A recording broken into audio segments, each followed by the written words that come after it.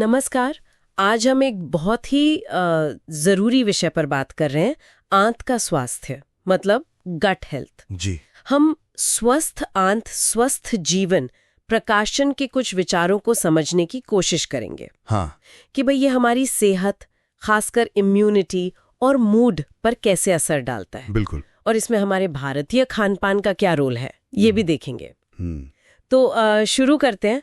आंत के स्वास्थ्य का ठीक ठीक मतलब क्या है? हाँ, देखिए, सीधे शब्दों में कहें तो आंत का स्वास्थ्य मतलब है हमारे पाचन तंत्र में जो खरबों सूक्ष्म जीव है ना, हाँ, उनका संतुलन। आप इसे ऐसे समझिए कि आंत में एक पूरा शहर बसा है। शहर? हाँ, जिसमें अच्छे और बुरे दोनों तरह के नागरिक हैं, मतलब बैक्टीरिया, वायरस, फंगस। इसे ही गट माइक्रोबायोम कहते हैं। गट माइक्रोबायोम, ठीक है। हाँ, तो जब अच्छे नागरिक ज्यादा होते हैं, मतलब संतुलन बना रहता है, तो पाचन सही रहता है, खाना ठीक से पचता है और शरीर भी स्वस्थ रहता है। प्रकाशन इसी संतुलन पर काफी जोर देता है। ये आंत का शहर वाली बात तो सुनने में बड़ी दिलचस्प है, लेकिन ये हमारी इम्यूनिटी, रोगों से लड़ने की ताकत और हमारे मूड से कैसे जुड़ा है, ये कनेक्शन थोड़ा मतलब चौंकाता है। हाँ, देखिए, ये जुड़ाव असल में बहुत गहरा है। प्रकाशन ये बताता है कि हमारी लगभग 70% इम्यूनिटी तो हमारी आंत में ही बनती है। 70%? वाकई? जी हाँ। आंत के जो अच्छे बैक्टीरिया है ना, वो हमारी इम्यून कोशिकाओं को एक तरह से ट्रेन करते हैं कि कौन दोस्त है, कौन दुश्मन। अच्छा। और जहां तक मूड की बात है, तो आंत और दिमाग के बीच एक सीधी लाइन है, समझिए, गट ब्रेन एक्सिस। हाँ, सुना है इसके बारे में। बिल्कुल। हमारी आंत सेरोटोनिन जैसे वो हैप्पी केमिकल्स होते हैं ना, वो भी बनाती है। तो अगर आंत के शहर में गड़बड़ है तो मूड पर असर तो पड़ेगा ही। अच्छा, यानी वो जो पेट खराब होने पे चिड़चिड़ापन सा लगता है, वो सिर्फ ऐसे नहीं? नहीं, बिल्कुल नहीं। प्रकाशन में पारंपरिक भारतीय खानपान का भी जिक्र है, तो हमारी जो पुरानी आदतें हैं वो कैसे मदद करती हैं इसमें? हाँ, बिल्कुल।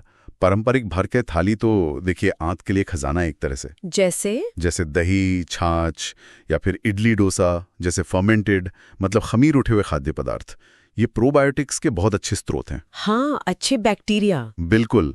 ये वो जीवित अच्छे बैक्टीरिया हैं जो हमारे आंत के शहर में अच्छे नागरिकों की फौज बढ़ाते हैं।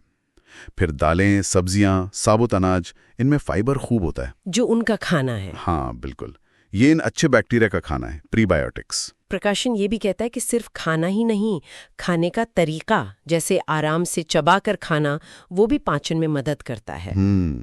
ये परंपरागत ज्ञान तो सच में कीमती है, पर आजकल की जो लाइफस्टाइल है, भाग दौड़ वाली, प्रकाशन कहता है कि वो इस संतुलन को बिगाड़ रही है। हाँ, ये एक बड़ी चुनौती है। क्या चीजें हैं जो गड़बड़ कर रही हैं? देखिए, आधुनिक जीवन शैली में कई मुश्किलें हैं। एक तो प्रोसेस्ड फूड बहुत बढ़ गया है। हाँ, वो तो है, जिसमें चीनी और खराब फैट ज्यादा होता है। ये आंत के बुरे नागरिकों को दावत देता है, समझिए।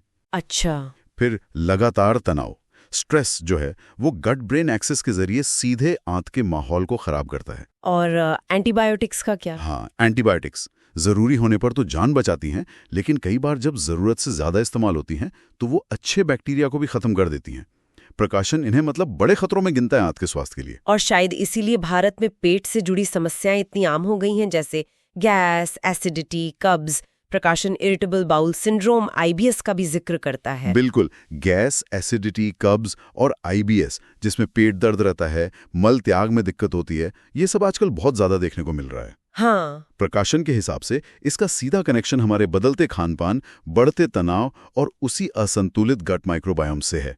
ये सब संकेत हैं कि आंत के शहर में कुछ ठीक नहीं चल रहा। तो अगर किसी को इसे सुधारना है, अपने गट हेल्थ को बेहतर करना है, तो प्रकाशन क्या सुझाव देता है? कुछ प्रैक्टिकल चीजें जो आसानी से की जा सकें। हाँ, प्रकाशन बहुत सीधी और सरल बातें बताता है।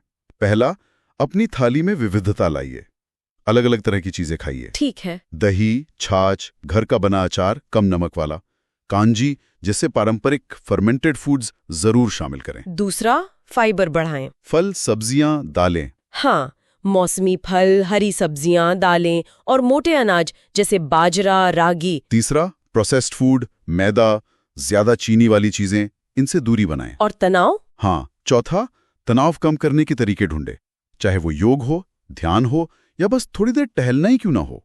और हाँ, पानी खूब पिएं। एंटीबायोटिक्स सिर्फ डॉक्टर की सलाह पर ही लें।